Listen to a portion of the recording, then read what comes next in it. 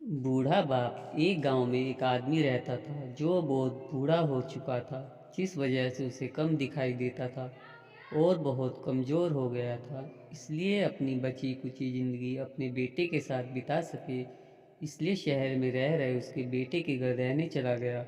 बेटा एक शहर के छोटे मकान में रहता था। मकान तो उसका छोटा था, लेकिन उसके अंदर जो चीज़ें थी वह महंगी थी। उसका मकान में बेटा, उसकी पत्नी और उनका एक 5 साल का बच्चा, ये छोटा सा परिवार साथ मिलकर रहता था। बूढ़े पिता के आने से उनके परिवार का एक सदस्य और बढ़ गया। यह पूरा परिवार रोज़ सुबह शाम डाइनिंग टेबल पर साथ में खाना खाया करता था। बूढ़ा पिता अपनी कमजोरी के चलते हमेशा खाने की चीज़ें नीचे गिराता रहता और कई बार कांच के बर्तन भी टूट जाया करते थे। इन हरकतों से चिढ़ने लगे। एक दिन बेटे ने कहा कि ऐसा कब तक चलेगा, हमें कुछ करना पड़ेगा। उसकी पत्नी भी इस बात से सहमत हुई। अगले दिन बेटा कहीं से एक पुराना मेज लेकर आया और घर के कोने में उसे लगा दिया और अपने पिताजी से कहा कि आप यहीं पर बैठकर खाना खा लिया कीजिएगा। उन्होंने एक लकड़ी का बर्तन भी बनवाया जिसमें वे अपने बूढ़े बाप को खाना देने लगे। अपने कांच के कीमती बर्तन बचाने के लिए अपने बूढ़े बाप को लकड़ी का बर्तन देने में उन्हें जरा भी शर्म नहीं आई।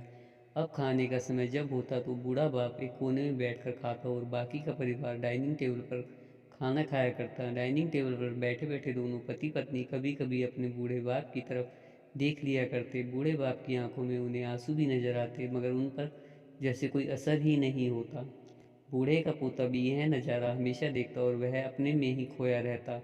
एक दिन जब पति पत्नी डाइनिंग टेबल पर बैठकर खाना खा रहे थे, तब उनका बच्चा ज़मीन पर बैठकर कुछ कर रहा था। उन दोनों ने बच्चों के हाथ में लकड़ी का टुकड़ा देखा, लेकिन उन्हें कुछ समझ में नहीं आया कि बच्चा लकड़ी के टुकड़े के साथ क्या कर रहा है। जब बच्चे के पिता ने उससे पूछा कि बेटा आओ खाना खा लो, तुम नीचे बैठकर क्या कर रहे हो, तब बच्चे ने भोलेपन से कहा, अरे मम्मी पापा, मैं आप दोनों के लिए लकड़ी का बर्तन बना रहा हूँ, ताकि आप लोगों को जब आप बूढ़े हो जाओ तो दिन में खाना दे सकूँ। अपने नादान बेटे द्वारा दी गई यह सहज बात दोनों के दिल में तीर की तरह उतर गई। दोनों एक दूसरे का चेहरा निहारने लगे। बिना कुछ कहे ही दोनों की आंखों में पानी आ गया और उन्हें अपने भविष्य की किताब अपने आंखों के सामने खुलती हुई नजर आई। उन्हें समझने में ज़्यादा देरी नहीं लगी कि अब उन्हें आगे क्या करना पड़ेगा।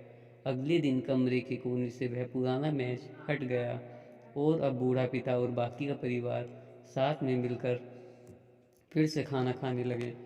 बूढ़े की कमजोरी की वजह से हो रही गलतियां भी अब किसी को नहीं चिढ़ाती थी।